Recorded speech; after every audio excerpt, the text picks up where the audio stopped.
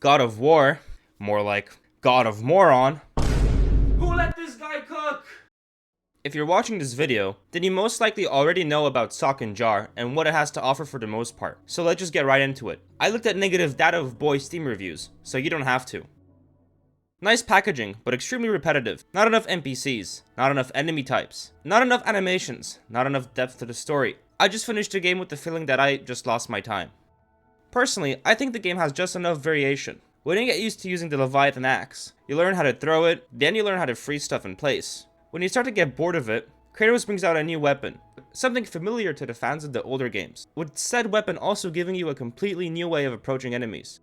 Kratos is in a different chapter in his life, which is why there are much less characters. But with less characters, it means there is more time for him to form meaningful relationships, with the Blacksmith brothers and Freya for example. But most importantly, the bond with Kratos and his son throughout the game. I think it's a great coming of age story, not only for Atreus but for Kratos as well, in some way. I miss Chrono. I won't lie, I've sat here for way too long not realizing that they meant Kratos. Maybe their autocorrect was just confused. But anyway, I miss Kratos killing and smashing. I didn't know I was just buying a movie to sit back and watch. I actually wanted to play something. In an attempt to reach a wider audience, PlayStation Santa Monica Studio decided to switch up the hack and slash gameplay from the original God of War series, and opted for a more cinematic and easier to approach combat system. And it worked! God of War 2018 was by far the best-selling God of War game at the time, eventually reaching 23 million sales, compared to Soul the Jar 3, which sold about 7.5 million. But to reach a wide audience, many sacrifices had to be made. Because they're trying to reach a market that has either never played God of War, or hell, never even played a game before. That's why this game has a cinematic approach to its storytelling, along with the simplified combat.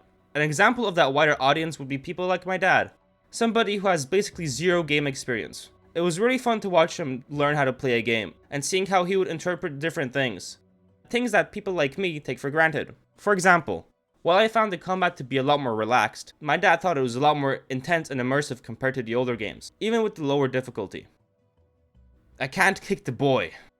Yeah, you can't hit him with the axe or the blades either. Why can't I physically abuse my child? God of War, more like God of PC optimization. Edit, I spoke too soon. After getting further into the game, I realized the game isn't nearly as optimized as I thought, getting lots of stuttering and FPS drops. It's a shame because the game ran great for me up until I reached a certain point. It seems as though I'm not the only one with this problem, since many people are reporting the exact same scenario in the God of War discussion forum. So while the game itself is great, it's no longer the god of optimized PC ports. I'll have to give it a thumbs down until they optimize it with patches. Since this review was posted, funnily enough, exactly 1 year ago as the time of this upload, that is assuming the video releases on time, this wasn't the only review complaining about the quality of the game on AMD cards. When Dog of War first came out to PC a year ago, as you can see, it had a lot of issues with AMD drivers, but throughout the months, the developers have made an effort to fix these issues. What I am about to say isn't to defend the game. I want to give a possible explanation slash theory on why AMD card users were suffering as much as they did. When porting over the game from PS4 to PC, the developers had to consider two very important things. The amount of time they have to port the games over before the deadline, and what kinds of machines people will be playing the games on. Although the time between the PS4 and PC release are 4 years apart, it's clear that not all the time was dedicated to the PC port, and since Santa Monica Studio were working on Ragnarok at the same time, we can also assume that most of the team was focusing on that, rather than the PC port. With a much smaller team, and dealing with a platform the developers didn't create games for before, I would imagine they ran into lots of issues. They probably have seen the Steam hardware and software report, seeing that most PC gamers use Nvidia cards. And well, look at the list yourself, it's basically all Nvidia. This would be why they focus on writing optimized code for Nvidia cards specifically. Although the next point might not be directly related, I believe it also has a factor in development. When developing for consoles, you know the exact specs that will be used, which means that you can create the best game around them. But with PC gaming, everybody is different, from AMD and Nvidia GPUs, to AMD and Intel processors, hell, people using Ubuntu, SteamOS, or Windows for gaming. My point being, every machine is built differently, and trying to build a game that works for all can be very difficult. But, I'll say it again, it's clear that Santa Monica Studios have made an effort to fix these issues, which we can see by the amounts of patches released. This next review is quite long, but it does repeat some of the statements I've made before, so I'm only going to be reading out the relevant stuff. But if you'd like, then I'll leave it in its entirety on screen so you can read it for yourself. You have 3 seconds to pause the video. I'll be honest, every time I encountered a Nornir chest, it made me sigh. Every 2 meters there's a puzzle. They aren't even hard, just really tedious, and they make me want to gauge my eyes out because it's obviously just busy work. Not to mention the lovely loot inside. It's like the devs are spitting in your face. This point here goes back to the repetition segment. To keep players engaged, they have large amounts of chests scattered throughout the map, as the reviewer said. And like they also said, the loot isn't all that good, with it usually being like 2,000 silver, or something really small. But I disagree with how common the chests really are. This reviewer is obviously exaggerating with the every 2 meters thing, that's obvious. But in my playthrough, along with the playthrough I had with my dad, little fact, my dad and I bonded a lot with the God of War games. But we never really noticed that many chests, especially my dad during his playthrough. During our 24-hour playthrough, we only opened 14 Nornir chests. Yes, I counted. We obviously didn't find every chest, and you're not intended to. While I do agree that the number of chests was a bit overwhelming at the beginning of the game, later on, both of us just didn't notice the chests, blocked them out of our sights, or maybe they were just a bit more rare and harder to find.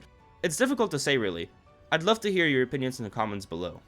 Additionally, the map traversal felt clunky and slow. Have fun rowing your life away or changing realms. I just cringed whenever I saw a chain or had to press E, knowing I'll be animation locked for what felt like an eternity. I'll pray for you if you're a completionist, as there will be a lot of backtracking. It won't be pleasant. Overall, I don't understand why this game is a 10 out of 10. It's a 6 to 7 out of 10 at best. This game was meant to be a cinematic experience, creating slow and atmospheric moments, giving you time to let everything sink in. I will say that fast traveling was the most annoying thing about this game. I want to fast travel, so why am I teleported to a place where I have to walk around until the cutscene finishes so I can get to the next place? At that point, I may as well just actually walk back. As somebody who is a completionist, I can just tell that this game really isn't designed for it. There is side content available, but it just felt like there wasn't ever a time to go out of your way to do it. The fast travel not actually being fast didn't help with the matter either. Hey, the more I think about this point, the more I start to agree with it. If you expect a pure hack and slash experience like the older God of War games, I don't recommend this game. This game is much slower in comparison with them. You want a good story and don't give too much attention to the variety of killing animations and enemies, you may like the game. In addition, if you aren't a puzzle guy, you probably will hate some of the puzzles. As this is a reboot of the God of War franchise, there were a few fans that were disappointed with the new direction that the games were going in. I don't really have much to add here, but thought it was worth mentioning as there were a few other reviews comparing the two, which does make sense. My dad is a big fan of the older Can of Lard games. In fact, they were one of the game series that helped me and my dad bond back in the day. When I asked him to play the 2018 game, he was ecstatic and went into the game blind. When he saw this game for the first time, he was a bit shocked and put off for a little bit, but he went into it with an open mind and ended up loving this game.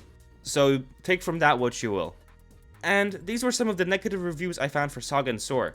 Thank you for watching. On the left you'll see my newest video, on the right you'll see a video that YouTube thinks you'll enjoy. Again, thanks for watching. Cheers.